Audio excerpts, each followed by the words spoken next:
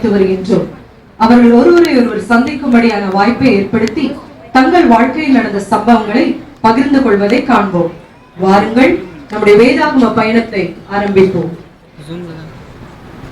காட்சி 1. இவர்கள் புதிய ஏற்பாடு காலத்தில் வாழ்ந்தவர்கள். சபை வளர்ந்து கொண்டு வந்த காலத்தில் அப்போஸ்தலர்களின் உபதேசத்தில் வளர்ந்தவர்கள். இவள் பெத்துவேலின் மகள், ஆபிரகாமின் மகனான ஈசாக்கின் மனைவி. இவள் விசுவாசமான கீழ்ப்படிதலுள்ள மருமகள். தன் மாமியின் தேவனை தன் தேவனாக ஏற்றுக்கொண்ட மோவாபிய பெண். ஏன் உங்கள் முகம் இவ்வளவு சோகமா இருக்கிறது? ஏதாவது பிரச்சனையா? அப்படி ஒன்றும் இல்லை. ஏன் நீங்கள் இருவர் உங்கள் கைகளில் ஏதோ ஒன்றை வைத்துக் கொண்டிருக்கிறீர்கள்? ஓ, இதுவா? இதுதான் என் வாழ்க்கையில் நடந்த சம்பவத்திற்கான ஒரு காரணம். எனக்கும் அப்படியேதான். அது இருக்கட்டும், நீங்களே சோகமா இருக்கிறீர்கள், அதை முதலில் சொல்லுங்கள். நான் ஒரு துர்பாக்கியமான பெண். நான் முற்றிலும் தோற்று போனவள். என் வாழ்க்கையை நஷ்டப்படுத்தினேன்.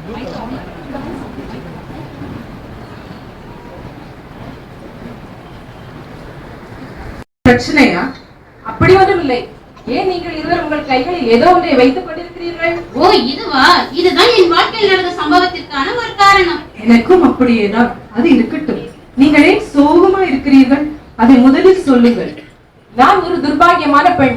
நான் முற்றிலும் தோற்று போனவள். என் வாழ்க்கையை நஷ்டப்படுத்தினேன்.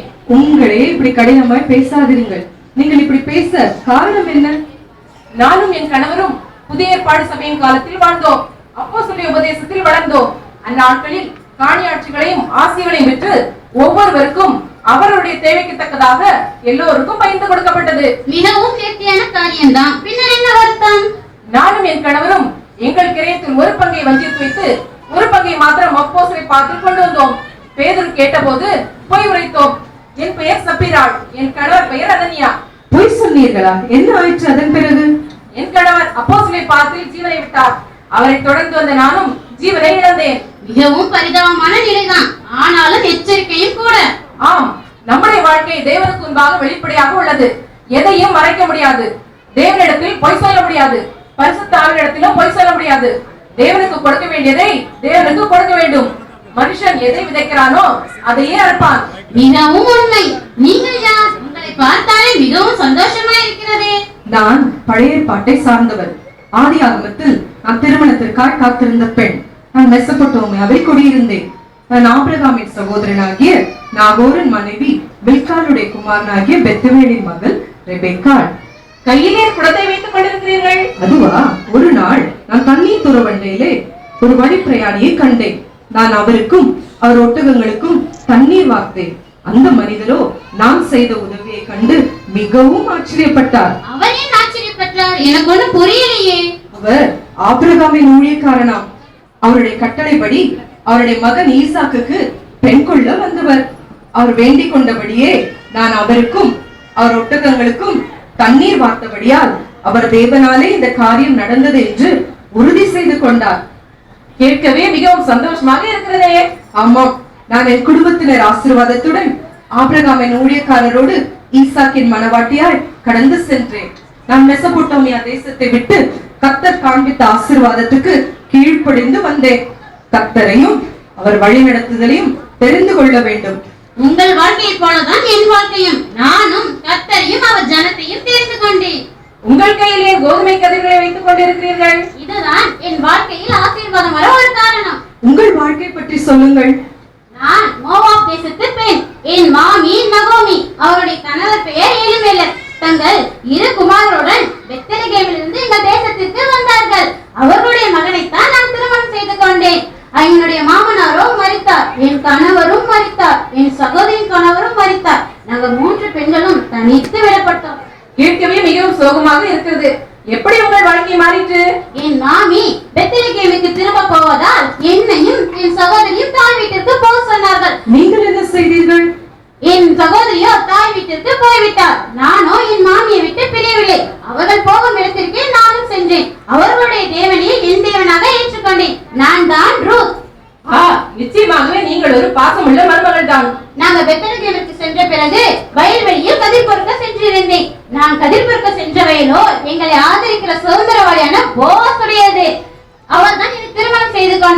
எங்கள் மகன் தான் ஓபேத்.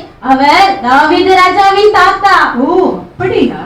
உங்கள் வாழ்க்கையில் நீங்கள் தெரிந்து கொண்ட நல்ல வழியை தேவன் ஆசீர்வதித்தார். சாதாரண பெண் நான். தேவனிடத்தில் விசுவாசமாய் வந்ததால் எந்த வயலுக்கு கதிர் பொறுக்க சென்றேனோ அந்த வயலுக்கு என்னை எச்சமாட்டியாக மாற்றினார். நீங்கள் இங்கே கூறியிருக்கும் பெண்களுக்கு கூற விரும்புவது என்ன? புறஜாதியான நான் இஸ்ரவேல் தேவனாகிய கர்த்தரின் சட்டியின் கீழ் அடைக்கலமாய் வந்ததால் அவரால் எனக்கு நிறைவான பலன் கிடைத்தது. கர்த்தர் எந்த இனத்தார், எந்த குலத்தார், எந்த ஜாதியார் என்று பார்ப்பதில்லை. அவரிடத்தில் விசுவாசமாய் வருபவருக்கு அவர் நல்லவராகவே உள்ளார்.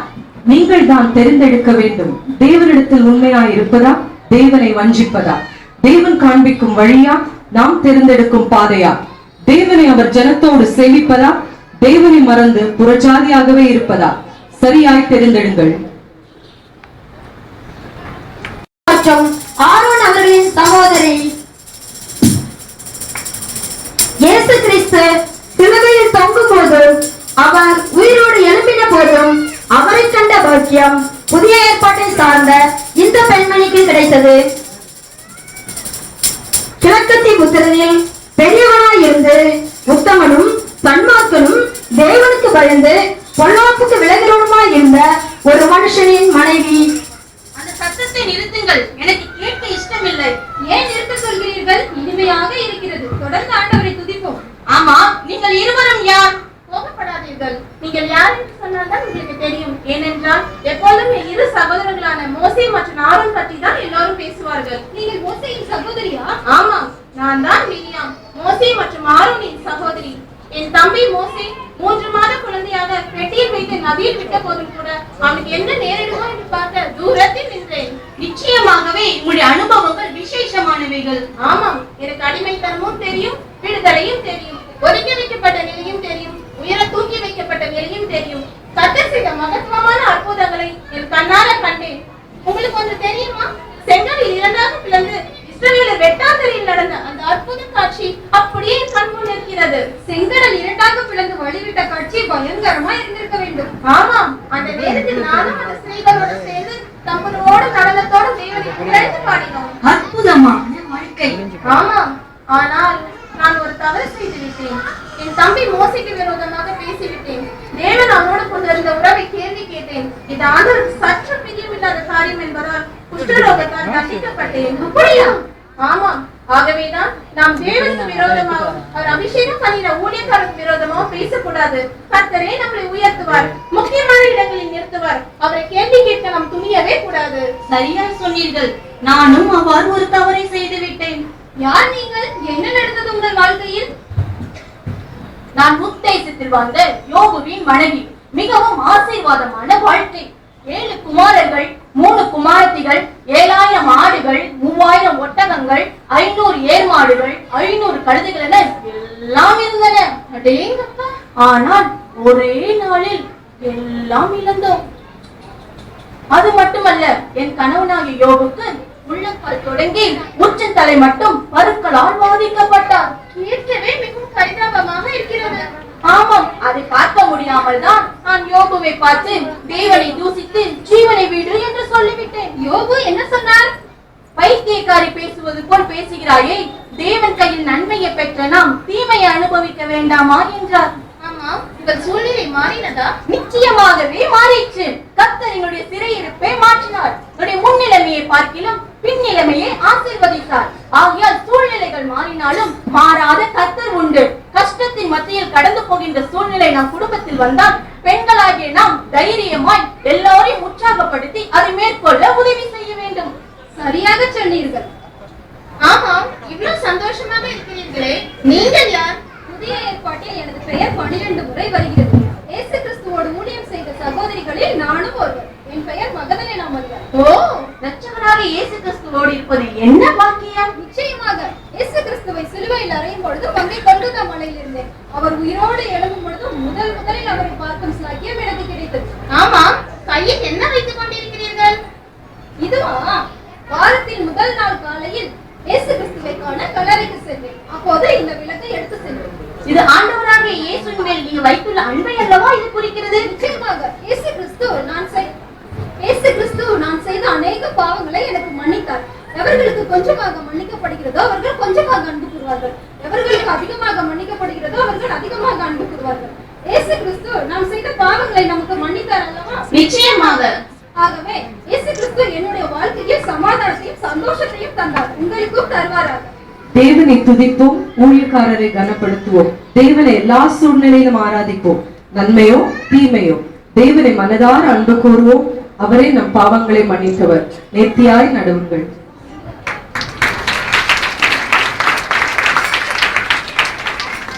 காட்சி 3. இவர்கள் கிழக்கத்தி புத்திரருள் சிறந்த குடும்பத்தை சார்ந்தவர். கல்தேயர் பட்டணத்தை விட்டு சோதோமுக்கு நேரே கூடாரம் போட்டார்கள். இவர்கள் புதிய ஏற்பாட்டை சேர்ந்தவர்கள். பெத்தானியா ஊரை சேர்ந்த இவர்களின் சகோதரன் லாசரு மற்றும் ஒரு சகோதரி மார்த்தாள். இவர்கள் பூமியின் முதல் பெண், முதல் மனைவி, முதல் தாய் மற்றும் ஜீவனுள்ளவர்களெல்லாம் தாயானவள். ஆமாம், நீங்கள் இருவரும் யார்? ஏன் என்னை முறைத்து பார்க்கிறீர்கள்? உங்களால் பேச முடியுமா? நீங்கள் மனித பிறவியா? உங்களை பார்க்க தூண் போலல்லவா இருக்கிறது? ஆதியாகமம் பழைய ஏற்பாட்டில் ஆதியாகமம் 19ஆம் அதிகாரத்தில் என் கதையை காணலாம். ஆபிரகாமின் சகோதரனாகிய ஆனானின் மகன் லோத்துவின் மனைவி.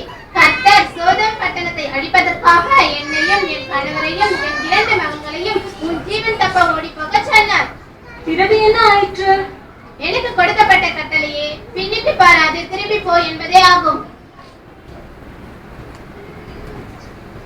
ஏன் நீங்கள் தூண் போல் இருக்கிறீர்கள்? நான் பின்னிட்டு திரும்பி பார்த்தேன், 30 போல ஆனேன். மிகவும் பரிதாபமான முடிவு. உங்கள் வாழ்க்கை நடந்த சம்பவத்தை குறித்து என்ன ஆலோசனை சொல்ல விரும்புகிறீர்கள்? நான் 30 போல ஆனது என்னுடைய தெரிந்தெடுப்பு. எனக்கு கொடுக்கப்பட்ட வாய்ப்பை தவறவிட்டேன். கீழ்ப்படிந்திருந்தால் ஜீவனோடு வாழ்ந்திருப்பேன். கீழ்ப்படியாமல் போனதினால் என் ஜீவனை இழந்தேன். சோதமின் இன்பத்தை இழக்க விருப்பமில்லாமல் பின்னிட்டு திரும்பி பார்த்தேன். எனவே ஆண்டவன் கட்டளைக்கு கீழ்ப்படிந்திருந்து வாழ்ந்தால் நமக்கு காத்திருப்பது ஆசீர்வாதமே. ஆமாம், இயேசு கிறிஸ்துவும் தம்முடைய உபதேசத்தில் லோத்தின் முடிவை நினைத்துக் கொள்ளுங்கள் என்றார். உங்களுக்கு எப்படி இயேசு கிறிஸ்து சொன்னது தெரியும்? நான் தான் பெத்தானியாவை சேர்ந்த மரியாள். நான் இயேசு கிறிஸ்துவின் காலத்தில் வாழ்ந்தேன். என் சகோதரன் லாசரு மரித்து 4 நாட்களுக்கு பிறகு ஆண்டவர் உயிரோடு எழுப்பினார். என்ன பெரிய சாக்கியம் கிடைத்தது தங்களுக்கு? ஆமாம், ஆண்டவர் என் வீட்டிற்கு வரும்போது நான் அவருடைய பாதத்தின் அருகே உட்கார்ந்து அவர் வசனங்களை ஆர்வமாய் கேட்டேன். எனக்கு கூட சரியான வேலையை தேர்ந்தெடுக்கிற தருணம் வந்தது.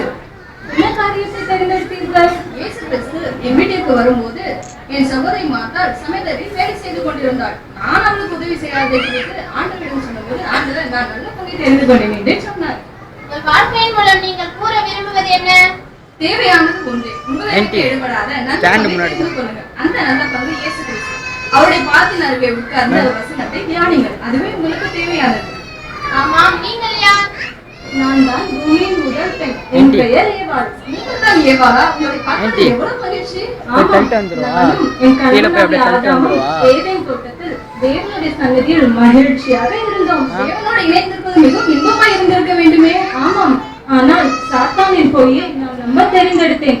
தேவன் புசிக்க கூடாது என்று சொன்ன கனியை நான் புசித்து என் கணவனாகிய ஆதாமுக்கும் கொடுத்து தேவனோடு இந்த உறவை விட்டு தூரம் போனோம். நம் மூவருடைய வாழ்க்கையில் எதை தெரிந்தெடுத்தோம் என்பதில் தானே இருக்கிறது. அதை பற்றி நீங்கள் என்ன சொல்ல விரும்புகிறீர்கள்? ஆமாம், நானும் தேவ சாயலில் தான் உருவாக்கப்பட்டிருந்தேன். ஆனால் என் சுய சித்தத்தினால் என்னை உருவாக்கினவருக்கு எதிராக நடந்தேன். என்னுடைய வாழ்க்கை உங்கள் எல்லாருக்கும் ஒரு எச்சரிக்கை. நீங்கள் கீழ்ப்படிந்து அவருடைய பாதையை தெரிந்து கொள்ளுங்கள். ஆனாலும் நம்பிக்கை உண்டு. நீங்கள் பாதை தவறினால் சோதனையான நேரங்களில் அவருடைய உதவியை மட்டும் நாடுங்கள். கீழ்ப்படிதலா, சுய விருப்பமா, முன்னேறி செல்வதா, பின்னிட்டு பார்ப்பதா, தேவனோடு செலவிடும் நேரமா, மற்ற வேலைகளில் மூழ்கி விடுவதா? உங்கள் நோக்கம் சரியாய் இருக்கட்டும். இவர்கள் லபினோத்தின் மனைவி, இஸ்ரவேலின் தாய் என்று அழைக்கப்பட்டார்கள். யாபீன் என்னும் கானானிய ராஜா இஸ்ரவேல் மக்களை ஒடுக்கும் போது இஸ்ரவேல் ஜனங்களை நியாயம் விசாரித்தார்கள். இவர்கள் ஒரு தீர்க்கதரிசி, இவர்கள் ஒரு நியாயாதிபதி, இவர்கள் தான் தபோரான். நான் கர்த்தரின் சத்தத்தை கேட்டேன். கர்த்தர் எனக்கு கொடுத்த கட்டளைக்கு ஜனங்களும் பாராக்கும் கீழ்ப்படிபடி அவர்களை ஊக்கப்படுத்தினேன். நான் யாபீனின் சேனாதிபதி